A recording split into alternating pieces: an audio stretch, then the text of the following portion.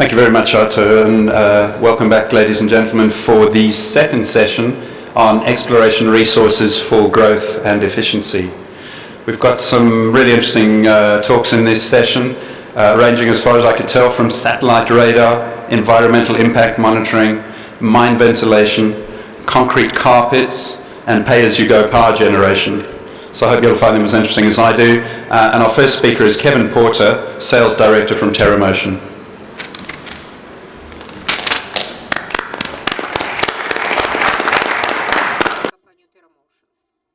Hi, good morning. My name is Kevin Porter. I'm from TerraMotion.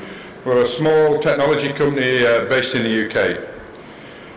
We're a leading provider of land substance measurements using radar satellite data.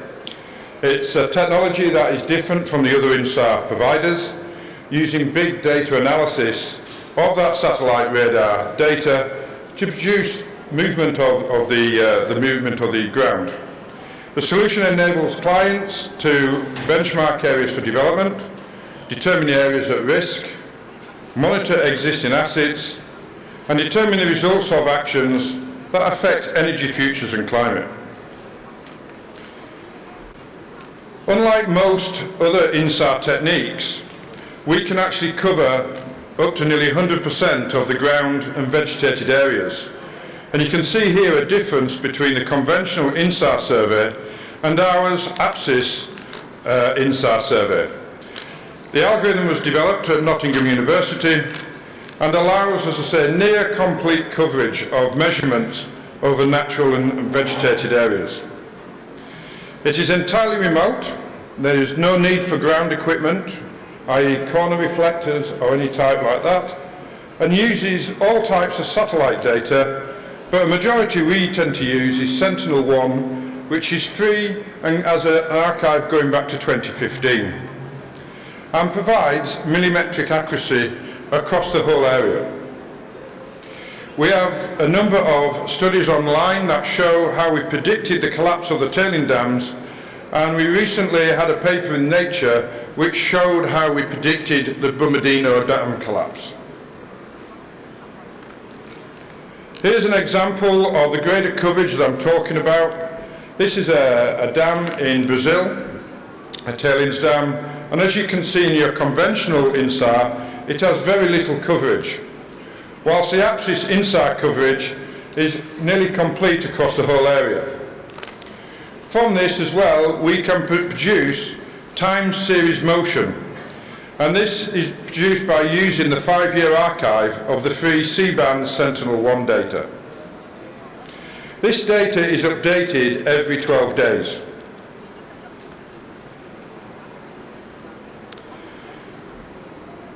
The motion can be assessed and monitored on a regular basis to support asset management and risk assessment. And what we're showing here, this was the Charvak Dam, and we were showing that actually we can look at the surrounding area and you can start to see subsidence and landslides, not just at the dam area, but what's affecting it around it. You can look at movement not just up and down, but in an east-west direction as well. And you can see the movement here of the Charvak Dam, which actually is within tolerance. It's showing as the water builds up behind it, the dam moves backwards and forwards according to the amount of water putting pressure on the dam. This is a tailings management dam at the Boddington Gold Mine in Australia.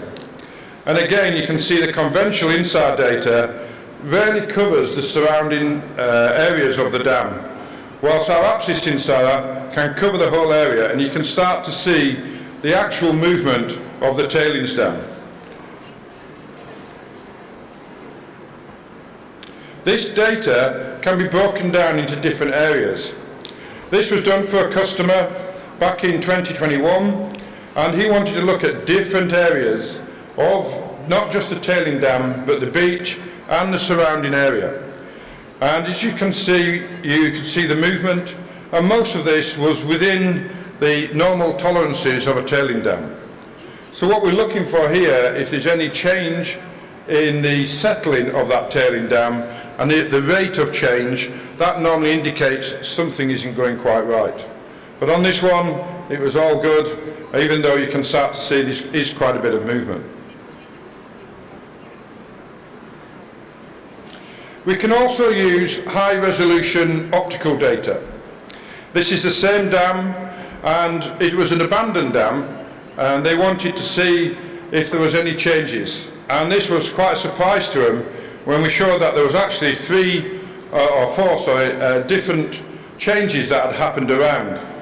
This change detection can start to look at potential seepage and evidence of risk features, man-made or naturally occurring, and a combination of this visual analysis and our image processing of the radar can start to give you some ideas. If you look at this one, this is just area 1, and what we showed them here was that there was actually obvious change that can be seen at the base. And it appears that there had been near continuous vegetation cover, and that had now disappeared. And actually the customer was quite surprised because, as I say, no one was meant to be anywhere near this dam. It had been abandoned, and as far as they know, nobody was working it. And in fact, if I go back to this image, and you see area 2, that was 2 cars that were on the dam. And at the time, the customer again was quite surprised that somebody was actually driving across the dam. So to summarise, the advantages of the APSIS INSAR method, it can produce a dense set of subsidence measurements across greater than 95% coverage, which is totally different from most other INSAR methods. All SAR sensors may be used at all resolutions and wavelengths. We tend to use Sentinel-1 because it's free and it keeps the price down, and it allows us to do a subscription method that can monitor that dam on a monthly basis and provide data on the subsidence of that dam.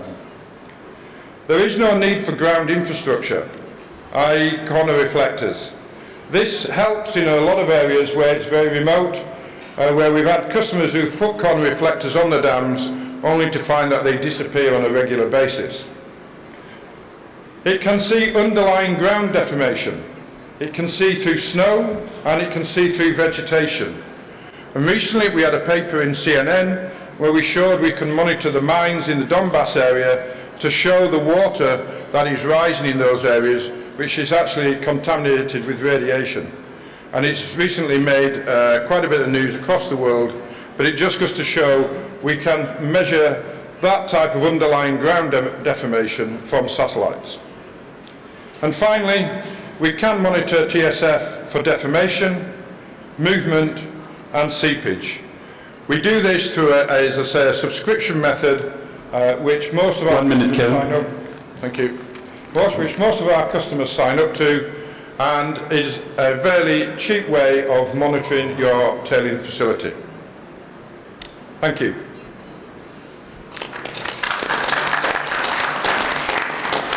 Thank you very much, Kevin. Our next speaker sadly can't join us in person, but is presenting online. Robert Pearl, founder and chief executive officer of Minviro, speaking today on measuring and mitigating the environmental impacts at mining projects using Mine LCA. Robert, can you hear us? Yes, I can. Super. Please take it away. Brilliant. Thanks very much. Apologies for not being able to attend in person. So today I'm going to talk about Minviro's technology solution, Mine LCA, which can be used to measure and mitigate environmental impacts for mining and metal operations. So I'll just briefly discuss our team. Minviro is a UK-based technology consultancy company.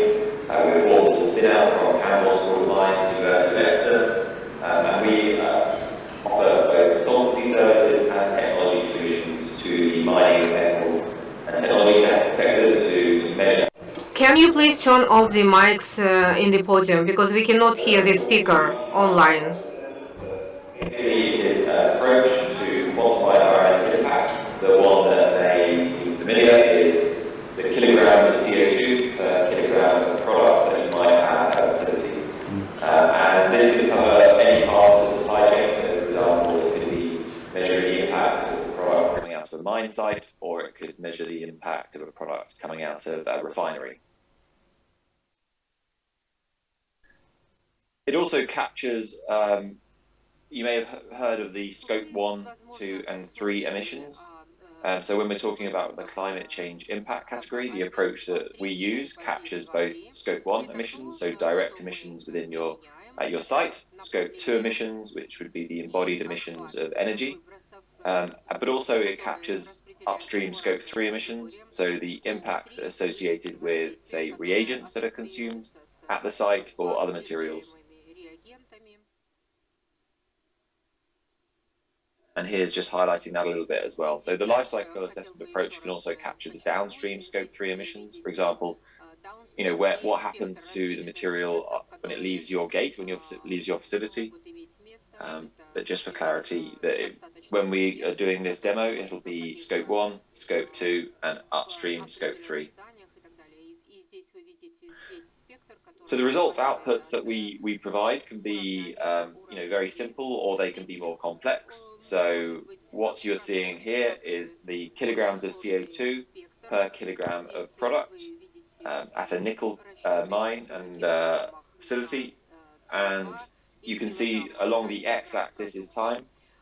So it's really highlighting the relationship between grade, different processes that are occurring at different times in the mine life. And you can see that the impact can vary quite significantly. So these approaches can really be used to plan and forecast exactly when in the life of a project the impacts are going to be. But it also can be used to identify impact mitigation opportunities, which I'm going to demo with the MINELCA tool shortly. Another important point is that when we are conducting life cycle assessments, it's not just about the climate change impact category. That is an impact category that everybody is familiar with, but the mining and metal sector can impact a range of different impact categories. So, important ones might be toxicity. So if you have, you're consuming organic chemicals and those chemical flows are going into the biosphere, then that's important to capture. Equally, particulate matter. So if you've got a lot of particulate matter being emitted from a mine site, radiation, as mentioned in the previous talk by Kevin, if there's radioactive materials that are emitted, say for example in the rare earth value chain, that can be captured.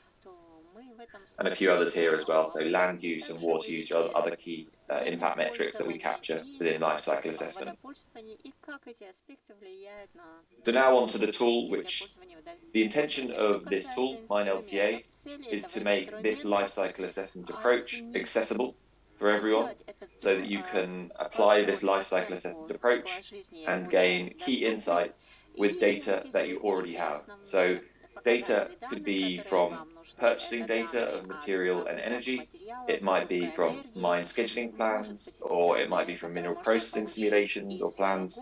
An example of that can be seen with a recent bit of work that we did with MapTech, simulating mine scheduling, and then putting that data into our MINELCA tool and seeing what that meant for environmental impacts.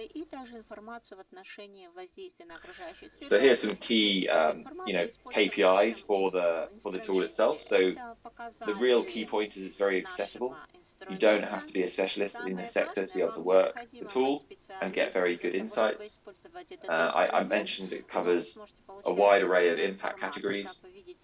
The background database is really specific to the mining and metals industry. So you'll see this from the demo. You can access different, say if you're at a mine site, different explosives, different mixes of ANFO and emulsion, different suppliers of that material. And it really allows you to automate your sustainability journey. So I'm just going to let this run whilst I'm talking a little bit about what's happening. So this is the MINELCA user interface, and you can see whilst this is going, I'm just selecting different material impacts or materials that are going into your project. The example project being here, you can see I've included both a processing and refining step in this example, and you can see it's very easy to sort of find the data that you're looking for, add in the data, and then generate results pretty quickly. And you can see exactly where those impacts are coming from by individual materials. So you can see here that you can see the relative flotation and grinding. and then the materials going into that. You can look across a range of impact categories, simulate those very quickly, see exactly what are the hotspots contributing to those impact categories. And then one of the key features is this minimize impact. So it's not just about measuring, it's about seeing what you can do at this mine site. So for example, you can change different suppliers of these raw materials and then recalculate that impact. So see exactly what kind of opportunity you have for impact mitigation. And you can see in this example, you're getting 10% and 15% reduction in processing and refining, and you've got a cumulative quite a big impact reduction overall. So it's quite powerful. It really allows you to do a lot of the planning without having to do long, expensive, time-consuming, resource-intensive consultancy projects. It can really be used as a sort of a fast track to understanding your sustainability journey.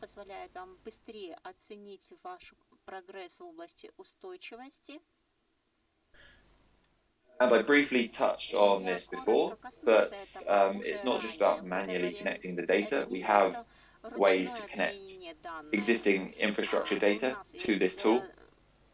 So if you have ERP systems, purchasing data, then we can create this up, and you could automatically run this report monthly or whatever time period you want it to do to see how you are performing. And then you can really see how you're performing against maybe some net zero goals or low carbon goals, as well as other environmental metrics. I mentioned mine scheduling and process simulation, and it also quite nicely aligns with the digital twin approach. So if you've got a digital twin of what's happening at your operation or asset, then that data can funnel into this tool, and you can get all those environmental insights. And you've got prospective life cycle assessment looking forward, but also near real-time monitoring if you have that data. So I highlighted, in that video, the impact mitigation, but this is really powerful because at the end of the day, a lot of, all companies now in the mining and metal space are really either starting or just a few months in or a few years into their sustainability journey in terms of mitigating the climate change impact of their products. And the idea here is that with very, very, low time resources and low, level of investment, you can really understand how to start that journey, where the big opportunities lie, what that means in terms of economics as well, and simulate a range of different scenarios to see what is optimum for your specific operation.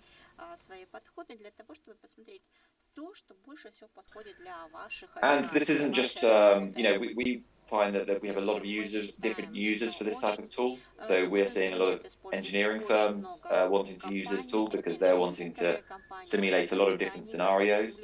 But we're also working directly with investors because they want to make sure that mining companies are making the right decisions at their facilities. But also, we work a lot within the battery materials supply chain. So battery chemical buyers are also looking to use this software with us as well. And just a tiny bit on the team, so you see myself here. Our team is really built on mining, mineral processing, chemical engineer backgrounds. You see some of our experience here. Brilliant, thank you very much.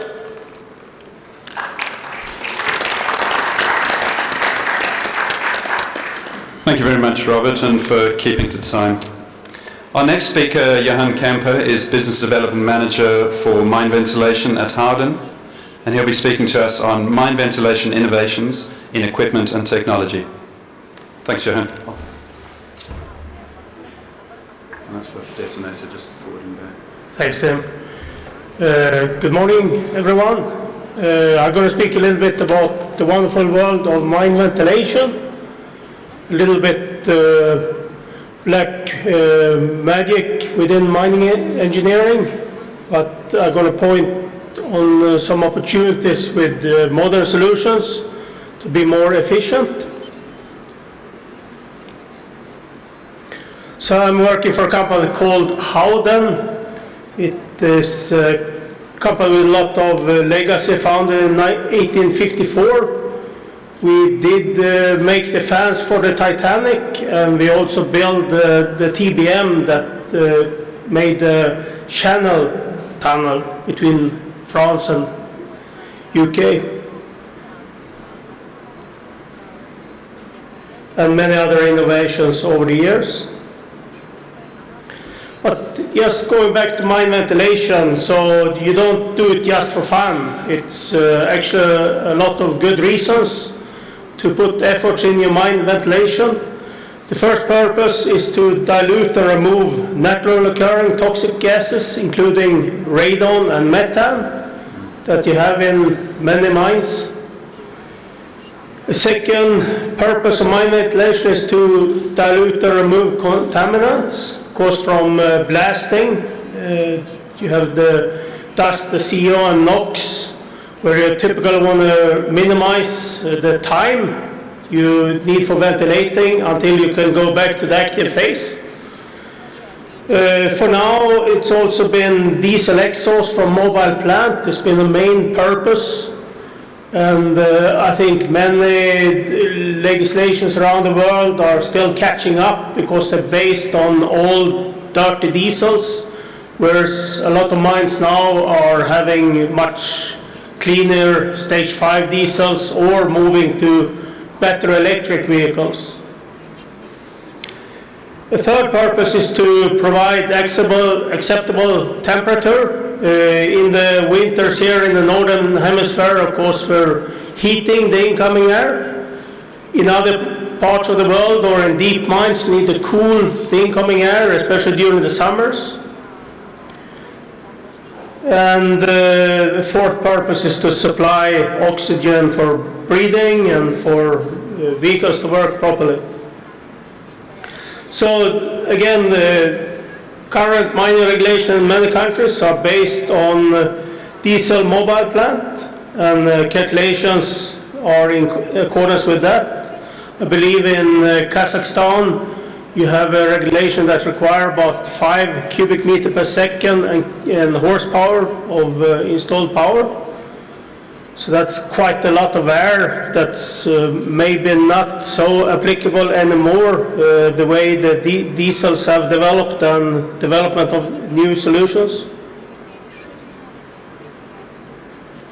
So the same applies in other parts of the world, but there is new legislation coming in the European Union. By next year, you need to really comply more with the emissions that you have in the mine. So not so much tied to the installed horsepower, more maybe instrumenting the mines with sensors and make sure you don't exceed emissions. So that open up more opportunities to be more efficient and really consider the health of the workers, that you work based on emissions rather than on theoretical values. And this applies both for CO, NO2, diesel particulate matter, not so much, but legislation is coming. And respiratory dust, also not everywhere, but legislation is coming there also. In some countries also, radon values are regulated. And the trend is to have cleaner air, even looking at what the WHO reported this week. Many cities actually have dirtier air than these values. So especially diesel particulate matter is a killer, not only in mines, in many big cities as well.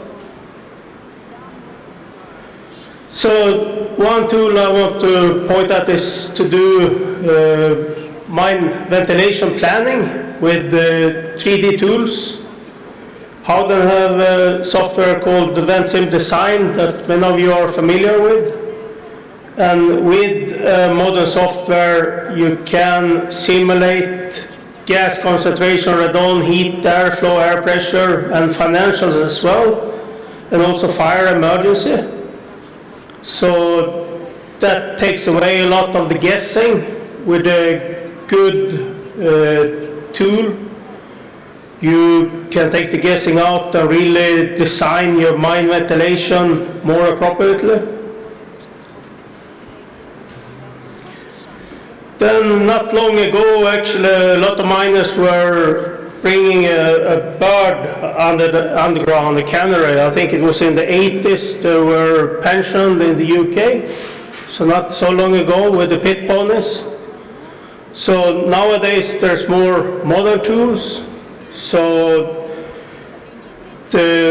what we can point at is to have air quality stations that not only measure your temperatures and airflows, but also you can instrument with sensors to detect interesting gases, and also again allow you to go back quicker after your blasts.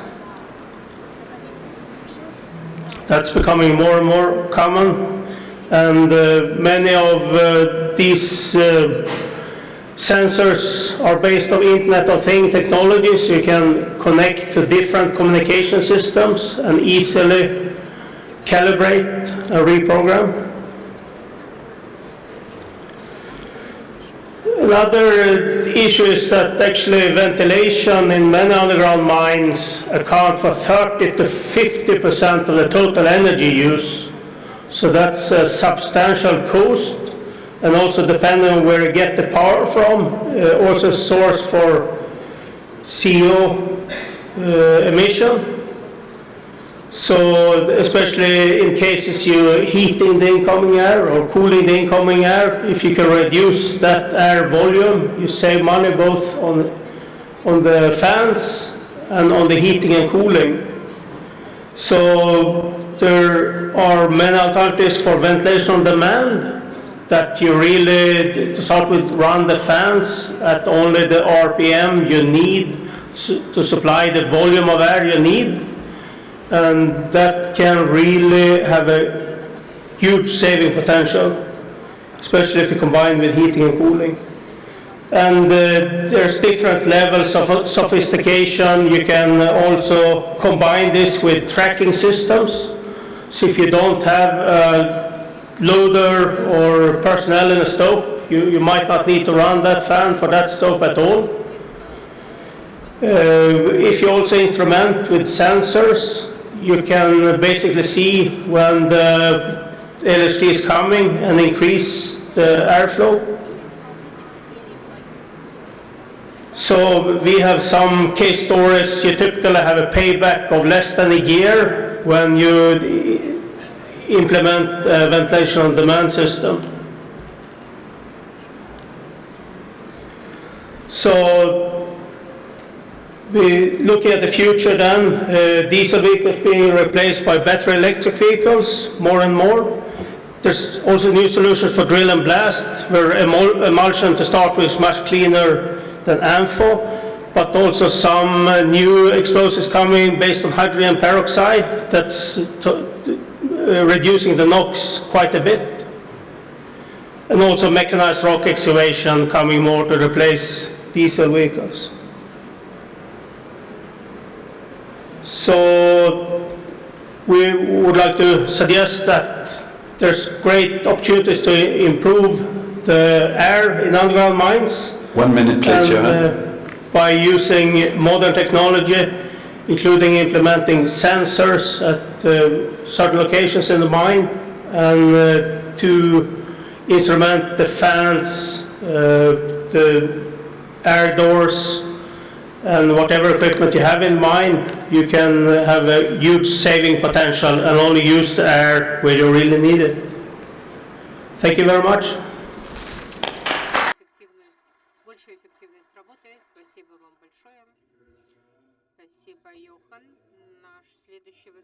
Thanks, Johan.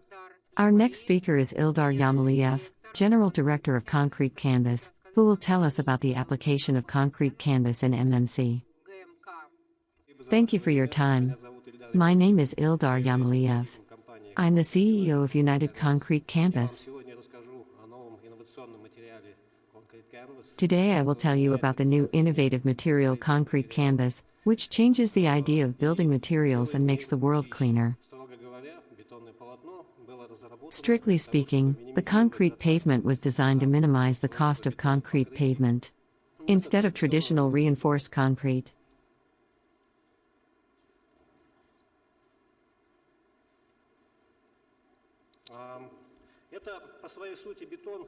and this is essentially concrete, cylinders that are simply deployed, fixed in place, moistened, and the concrete coating is formed in a day.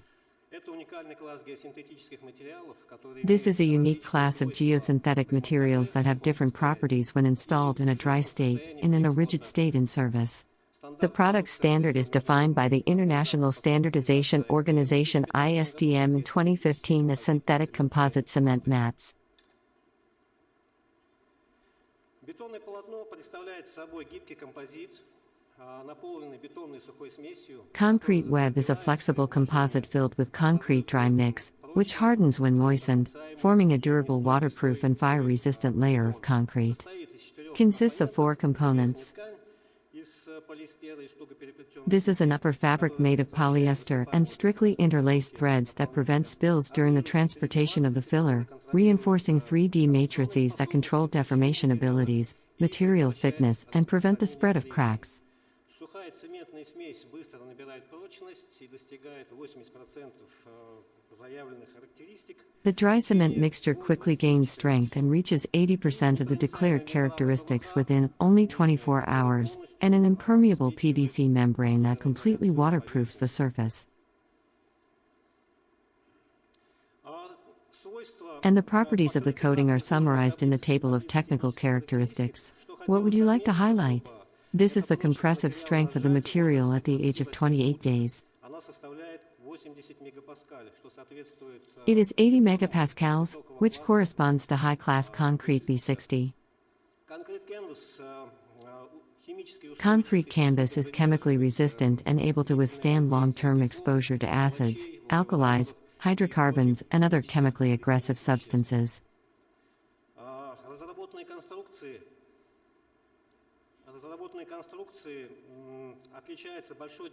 The developed structures are distinguished by high deformability and flexibility when the load on the surface exceeds the elastic strength. The coatings are plastically reformed without loss of integrity and tightness of the protective layer. In this case, the degree of bending reaches 140%, which is especially important under conditions of high differential surface movements.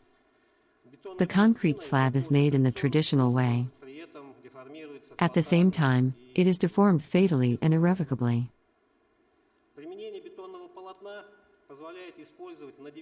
The use of a concrete sheet allows the use of 95% lower materials than when using concrete solutions, thereby significantly reducing the negative impact on the environment.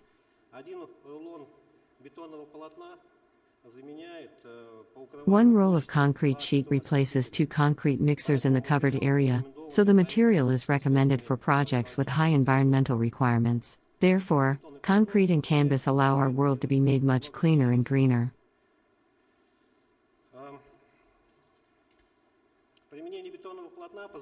And the use of a concrete sheet allows you to use the advantages of geomembrane flexibility and insulation and strength of concrete structures.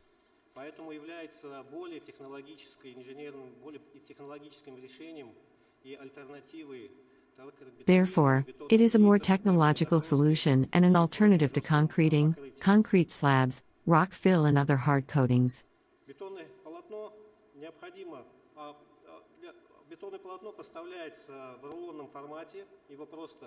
The concrete sheet is supplied in a roll format. It is simply unfolded, cut with an ordinary construction knife, fixed to the surface, and moistened. If 2 hours are required before the start of setting, after 24 hours the material hardens in accordance with the declared characteristics. Concrete canvas structures control the ratio of water and cement, therefore, they are not afraid of waterlogging and can be laid directly into the water. The technology is indispensable in those areas of industry where high speed of construction and guaranteed quality are required. The 4 main advantages are speed of installation, practicality, cost reduction, and, of course, environmental friendliness. The main purpose of concrete canvas is to protect the surface from erosive action and wind, water, solar energy, and temperature. In addition, the concrete canvas is widely used as an impervious coating. The main applications are protective lining of channels, which replace conventional rigid, ground, flexible systems. This is a long-term protection of slopes from erosion. Concrete canvas is often used for soil for concreting protective dams and embankments. One of their frequent uses for concrete decking is the renovation of old concrete structures without removing the old foundation. Также применяется для надежной защиты поверхности от прорастания корней. They are also used to reliably protect the surface from the growth of roots and vegetation, especially in various areas, for example, laying pipelines and along highways. Применение бетонного полотна в горнорудной промышленности включает в себя сооружение вентиляционных перемычек, водоводных... The use of concrete sheeting in the mining industry includes the construction of ventilation barriers, drainage and upland ditches, the protection of walls, wells and collectors, the sealing of impervious storage, the restoration of industrial floors and blind areas, the sealing and strengthening of tailings dams. Next, I will move on to examples that were used using a concrete canvas. For example, a concrete canvas was used to make a durable pavement to drain storm water from a mining area in the Republic of the Congo. Concrete canvas has become the most cost-effective and easy-to-install option. In 2016, a concrete bed was used to repair a gravity thickener at Lefalala, South Africa 2016. Repairing 4,000 square meter tanks in less than 3 weeks is a challenge for traditional materials. Here, using a concrete bed, all work was completed within 1 week. On this slide, they sent an example of the application of concrete canvas at a mining enterprise in the Republic of Ghana. The material was installed 10 times faster than traditional solutions without special training and the involvement of qualified specialists. The next example is the strengthening of the protective dam of an oil depot in Greece. This was the best solution compared to traditional methods due to the inaccessibility and complexity of the work site. The first application experience in Russia was used in 2014 at the Alrosa mine in Yakutia in the city of Mirny around the Mirny airport. Taking into account the very short construction period, in cold climates and difficult transport accessibility, the concrete canvas proved to be an excellent solution here, as it allows you to complete a very large amount of work in a very short time. In 2015, concrete canvas was used for slope cladding at the Brockman Edo mine in Australia. Concrete canvas was chosen for its speed and ease of installation. In this example, a concrete slab was used to construct a protective pavement for the Great Tailings and Storm Water Diversion Canal in Marion State in Minas Gerais, Brazil.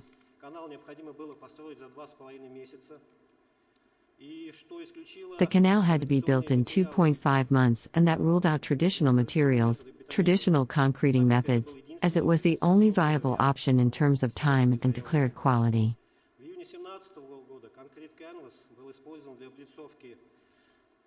In June 17, concrete canvas was used to line a series of surface water drains around a reclamation site at the Wicklow mines in Ireland. In September 2019, concrete canvas was selected for use in a project at the former Colgletch mine in the UK. This project provided for the diversion of the riverbed from industrial alloys that arose during coal mining in the early 20th century.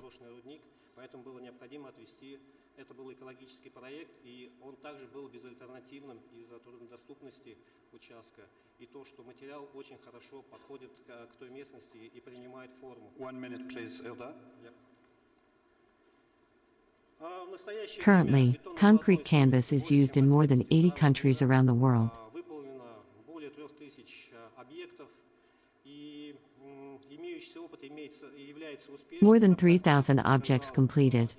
In practice, it has proven its effectiveness in any climatic conditions. Thank you.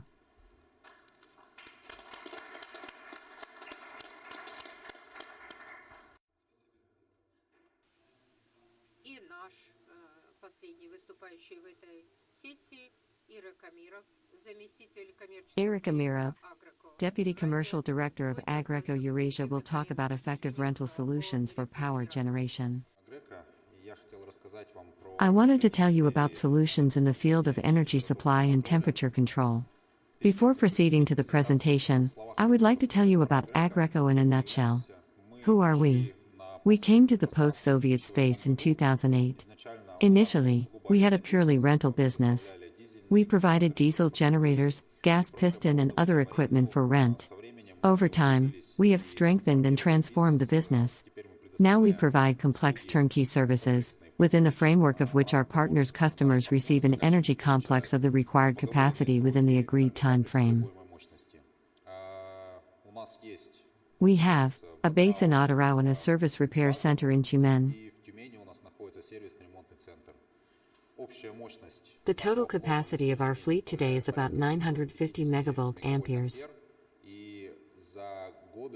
And over the years of our presence in the region, we have implemented projects with a total capacity of 3 gigawatts. In the implementation of projects in the field of energy supply, the customer always faces a dilemma for the subsoil user to go their own way, that is, to buy equipment, to form a staff that will serve this energy complex. And the second option is to outsource this service to experts in this field.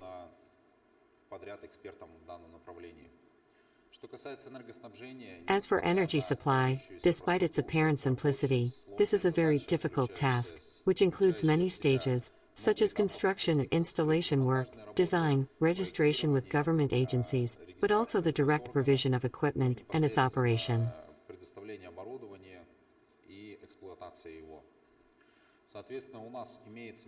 Accordingly, we have the necessary expertise, and we can guarantee the timing and budget of this project.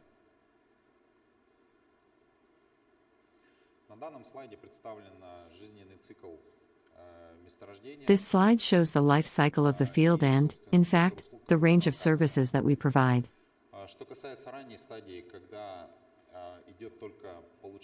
As for the early stage, when there is only the acquisition of exploration data on the field, there is a fact of uncertainty.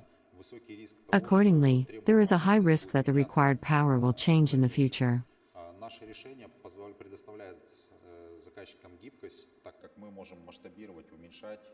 Our solution provides customers with flexibility as we can scale and downsize our power plant based on current needs.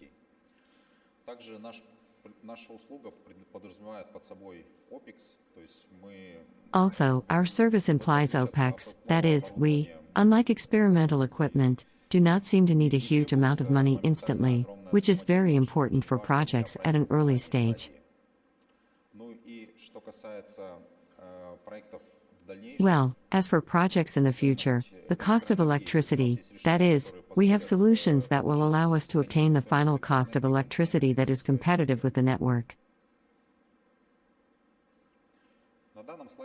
This slide presents a list of equipment that is included in our fleet. Left to right, top to bottom.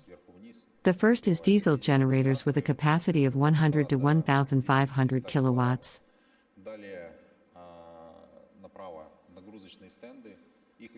Further to the right, load stands. They are used in load testing. This is an important stage in the commissioning of any power plant, to make sure that the installed power plant meets all the declared characteristics. Next are high voltage transformers. In order to increase the voltage to the required level. At the bottom in a row are gas piston generators with a capacity of 1 megawatt. Further, storage electricity, which makes it possible to obtain a reserve of power, is also accumulated if the renewable energy is already at the mine. It is possible to accumulate electricity during the day, if these are solar panels, and, accordingly, to give out accumulated electricity at night. Lastly, our fleet includes temperature control equipment, which includes chillers, air conditioners, heat exchangers. In the future, in my presentation, I wanted to focus on the projects that we have implemented in the post-Soviet space. The first example is the Republic of Sakha. Our customer was Alrosa. There, we provided a gas-fired electric complex in order to reduce electricity costs and improve environmental friendliness. The complex consisted of 4 gas piston units. Accordingly, we delivered it on time and within the agreed budget. The next example is the use of diesel generators. Unlike gas piston ones, they are mobile and allow for fairly quick installation. Our customer is GV Gold Company in the Irkutsk region. The problem there was that with the main source of electricity received power restrictions. Accordingly, they turned to us, and we quickly deployed a 12 megawatts installed capacity power plant consisting of diesel generators, which was used as an emergency source of electricity at the field. Следующий пример, он характеризует наиболее сложную задачу, которую мы реализовали Первоуральский. The following example characterizes the most difficult task that we implemented in Pervouralsk and Chelyabinsk pipe rolling plants. They were connected to the grid. They received electricity from a centralized network, but they looked at the possibility of reducing electricity costs. Accordingly, we made calculations and offered them an energy complex consisting of gas piston units. We also equipped this energy complex with heat recovery units, as the plants needed thermal power. And together we built this energy complex. It provides 50% of the electricity consumed in factories and 40% of heat. Accordingly, the cost and heat of electricity turned out to be competitive with the network. Последний пример, на котором я хотел остановиться, это нагрузочные испытания плавучей атомной. And the last example I wanted to dwell on is the load testing of the floating nuclear thermal power plant Akademician Lomonosov, which was designed to provide electricity to coastal cities in northern Russia. After its production, it was required to carry out load tests to make sure that the electrical installation and protection corresponded to the declared characteristics. The challenge was the lack of sufficient space for mounting equipment, as these are floating vessels with limited deck space. Соответственно, мы предложили наши нагрузочные устройства, которые спакетированы в 20-футовый контейнер, компактные, и которые можно было складывать. Accordingly, we proposed our load-bearing devices, which are packaged in 22 containers compactly and which can be stacked and tested in principle, despite the small amount of space. So with that I ended my presentation. Thank you.